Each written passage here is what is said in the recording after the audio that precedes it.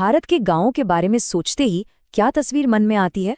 शायद एक शांत, स्थिर और सदियों से ना बदलने वाली जगह, है ना? आज हम इसी सोच को चुनौती देने वाले हैं।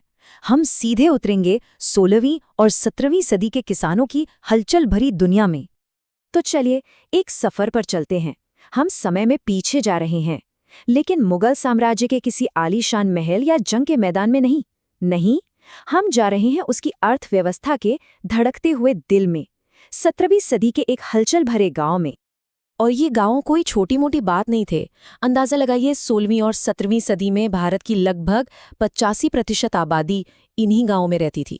जी हाँ, 85%, मतलब ज्यादातर लोगों की पूरी दुनिया ही इन ग्रामीण इलाकों में सिमटी हुई थी। तो ये जो विशाल ग्रामीण दुनिया थी, ये बादशाहों और उनकी फौजों के लिए सिर्फ एक बैकड्रॉप नहीं थी। अरे नहीं, ये तो वो इंजन था जो पूरे के पूरे मुगल साम्राज्य को चला रहा था। सब कुछ खेती पर ही तो टिका था। देखिए, मुगल राज्य की कमाई का सबसे बड़ा जरिया क्या था? खेती।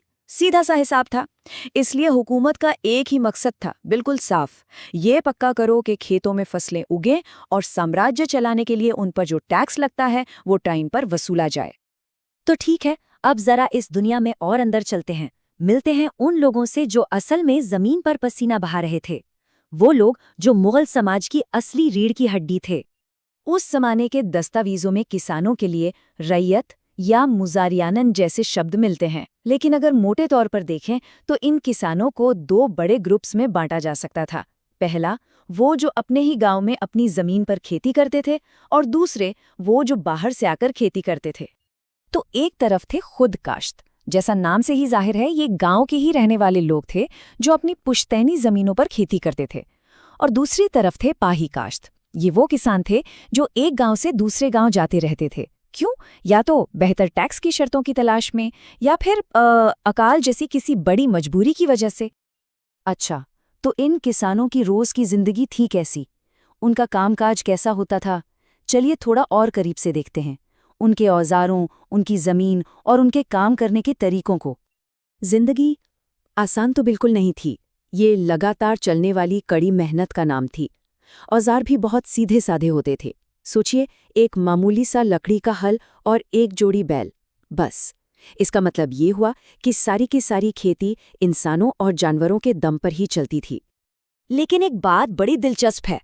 पहले मुगल बादशाह बाबर जब यहाँ आए तो वो इन खेती करने वाले समुदायों की एक चीज देखकर बड़े हैरान हुए, और वो थी इनकी जबरदस्त मोबिलिटी, मतलब एक जगह से दूसरी जगह बस जाने की क्षमता। देखिए, खेती के लिए मानसून तो रीढ़ की हड्डी था, लेकिन मानसून का क्या भरोसा, वो हमेशा टाइम पर तो आता नहीं था। इसीलिए आर्टिफिशियल सिंचाई यानी खेतों तक पानी पहुंचाने के दूसरे इंतजाम बहुत जरूरी थे। पानी उठाने की कई बेहतरीन तकनीकें थीं जिनका जिक्र बाबर ने भी किया है।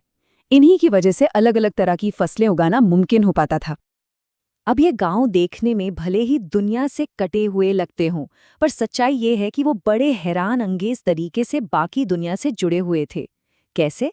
चलिए देखते हैं कि वो कौन सी फसलें उगाते थे और कैसे उन फसलों ने उन्हें बड़े बड़े बाजारों और ट्रेड नेटवर्क से जोड़ दिया। फसलों की वैरायटी तो बस कमाल की थी।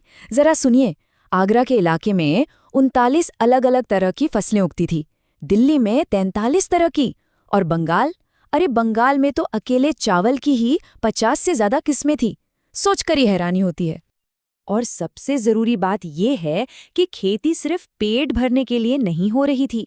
मुगल हुकूमत किसानों को जिन से कामिल यानी परफेक्ट क्रॉप्स उगाने के लिए बढ़ावा देती थी। ये थीं कैश क्रॉप्स, जैसे कपास और गन्ना। क्यों? क्योंकि इनसे टैक्स ज्यादा मिलता था, और यही फसलें थीं जो गांवों को सीधे शहरों के बड़े बड़े बाजारों से जोड़ती थीं। और इसी दौर में खाने पीने की चीजों का एक जबरदस्त ग्लोबलाइजेशन भी हुआ। मक्के को ही ले लीजिए, ये अफ्रीका और स्पेन के रास्ते होता हुआ भारत पहुंचा, और 17वीं सदी आते आते तो पश्चिमी भारत की एक मुख्य फसल बन गया। इसने वहां के खाने पीने के तरीकों को हमेशा के लिए बदल दिया। और जरा सोचिए, आज हमारी रसोई की शान टमाटर, आलू और मिर्च, ये सब भी तो बाहर से ही आए थे। एक जमाना था जब ये यहाँ के लिए बिल्कुल नई और अनजान चीजें थीं। तंबाकू की कहानी तो और भी दिलचस्प है। ये इतनी तेजी से पूरे साम्राज्य में फैला कि जब बादशाह जहांगीर ने इस पर बैन लगाने की सोची, तब तक बहुत देर हो चुकी थी। लोग इसके आदी हो गए थे।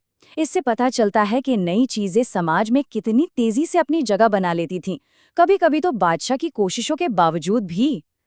तो सवाल ये उठता है कि इस पूरी कॉम्प्लेक्स दुनिया में असली पावर किसके हाथ में थी, मुगल बादशाह के या किसी और के?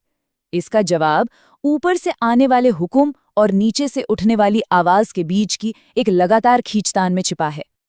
एक तरफ तो था मुगल राज्य, जिसका जबरदस्त दबदबा था।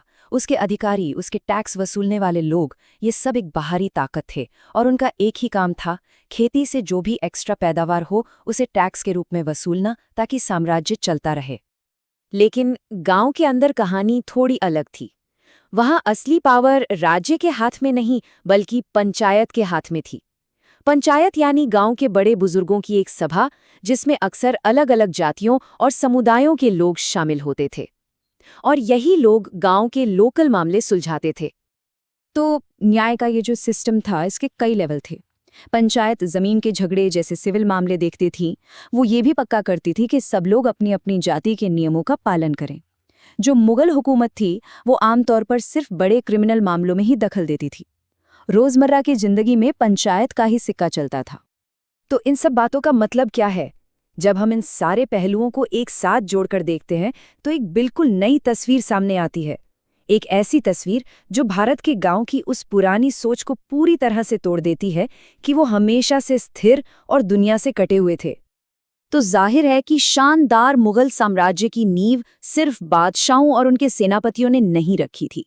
इसकी असली बुनियाद थी ये पेचीदा और आपस में जुड़ी हुई ग्रामीण दुनिया। एक ऐसी जगह जहां लगातार मोलभाव होता था, नए हालात के हिसाब से चीजें बदलती थी। और ये हमें एक बड़े सवाल पर लाके छोड़ता है, असली सत्ता आखिर थी कहाँ? दिल्ली में बादशाह के सिंहासन में, या फिर उन हजारों गांव पंचायतों में जो रोज अपनी जमीन और अपनी पहचान के लिए जद्दोजहद कर रही थी?